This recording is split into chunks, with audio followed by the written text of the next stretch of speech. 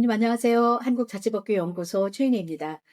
내년에 지방선거가 있죠? 모두들 바쁘실 텐데 오늘은 이태원 참사로 보는 정치인의 윤리, 본분 이 제목을 가지고 영상을 만들어 보려고 합니다. 2022년 10월 29일 헬로윈데이를 하루 앞두고 159명의 젊은 생명이 그 골목에서 쓰러져 갔어요. 그리고 그때 그 현장에 있었던 소방관은 트라우마를 못 이기고 얼마 전에 목숨을 끊었습니다. 그런 일이 있었죠. 그런데 그 당시에 용산구청장이 뭐라고 했냐면 이 행사는 주최 측이 없고 그러니 하나의 현상이고 우리는 책임질 의무가 없다. 이렇게 말함으로써 전 국민을 충격의 도가니로 빠뜨렸어요. 그리고 그 논리로 지금까지 재판에서 자기는 책임이 없음을 항변해 오고 있는 중이었어요. 네, 그런데 며칠 전 기사를 봤습니다. 거기는 헬로윈데이를 앞두고 지역 안전관리 매뉴얼을 만들었다. 그런데 우리가 서울시로부터 포상을 받았다. 그래서 대대적으로 홍보하고 있는, 환하게 웃고 있는 용산구청장의 사진이 나와 있었어요. 정말 기가 막히죠. 예, 그러면 그때는 책임 없고 지금은 책임이 있어서 또 매뉴얼을 만든 건가요? 예, 논리적인 모순도 너무 심할 뿐만 아니라 지금 그 일이 일어난 지 얼마나 됐다고 이렇게 전 국민의 정서를 모르고 유가족의 가슴 아픈 상황을 전혀 이해하지 못하는 공감 능력 제로의 단체장. 정말 울분을 금할 수가 없습니다. 자, 그러면 여기서 우리가 재난안전법을 볼게요. 예, 재난안전법, 재난 및 안전관리 기본법 2조를 보겠습니다. 함께 한번 읽어보죠. 네, 2조 기본 이념.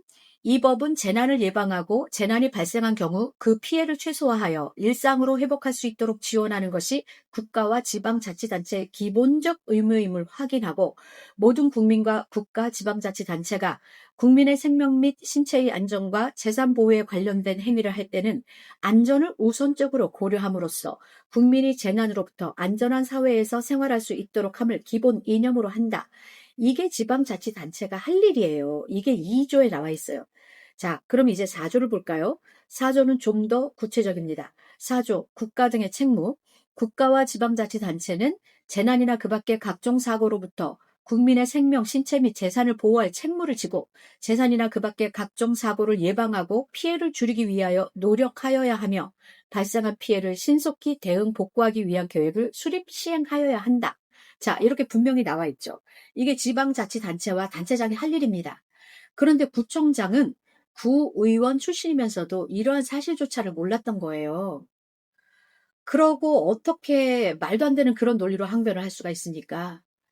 예, 그런데 서울시는 또 얼마나 공감 능력이 없고 부서 간에 소통이 없으면 이런 지자체에 이런 구청장에 상을 줍니까? 그게 말도 안 되잖아요. 그런데 내년이 지방선거입니다. 그 지방선거를 1년 앞두고는 저에게도 가끔 단체장 후보들이 공부를 하겠다고 오시는 분들이 있어요. 그런데 그분들이 원하시는 것은 이렇게 차근차근 법령과 조례에서 그들에게 부여된 임무, 책임, 이것을 배우려고 하는 것이 아니라 조례, 법령, 몰라도 돼, 귀찮아.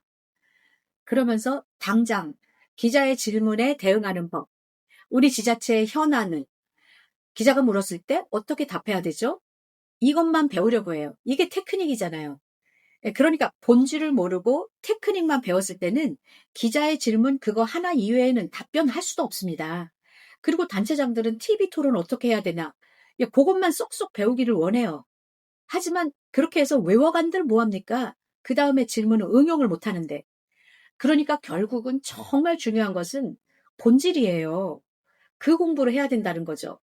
그런데 용산구청장은 구의원 출신이었는데도 이러한 사실조차 몰랐죠. 그러니까 그렇게 용감한 발언을 마구 할 수가 있는 거예요. 자, 의원님들, 저는 지방의원은 굉장히 전문적인 직종이라고 생각해요. 그러니까 이 직에 있었던 분들은 반드시 재선 3선을 해서 한번 더 들어오셔야 된다고 저는 생각하는 사람입니다.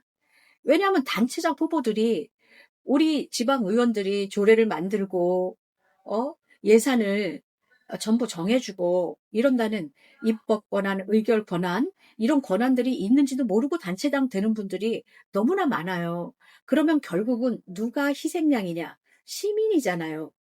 그래서 정치인이 될 우리들은 정말 본분을 알고 공부를 똑바로 해야 된다. 이 말씀을 드리고 싶고요. 그러면 정치인들에게 가장 심각하게 영향을 미치는 대표적인 법률을 보면 청탁금지법, 선거법, 이해충돌방지법 이런 것들이 있잖아요. 예, 그런데 거기에서 법령이라고 할 때 우리가 행정기본법에서는 법률, 대통령령, 총리령, 부령 이렇게 배웠는데 이 법령에는 조례규칙이 안 들어가지요. 예, 자치법규는 따로 밑에 빼놨잖아요. 예, 그런데 이 세 개의 법을 예로 들자면 거기에 법령을 위반한 자는 이라고 하면서 괄호를 치고 조례규칙을 포함한다라고 되어 있어요. 그러니까 이 법의 테두리, 법의 네트워크가 아주 촘촘한 거죠. 이만큼 중요한 거예요, 조례규칙. 근데 이런 것을 만들고 폐지하고 통과시켜주고 하는 사람이 누굽니까? 바로 의원들이에요. 정말 대단한 일을 하고 계신 겁니다, 의원님들. 그래서 우리 본분을 알고 내년에 선거에 임할 때 공부 더 열심히 해서 의정활동 마무리 잘해서 정말 본분을 아는 그런 정치인이 돼서 내년에 또 뽑히시기 바랍니다. 네, 의원님들의 의정활동을 늘 응원하겠습니다.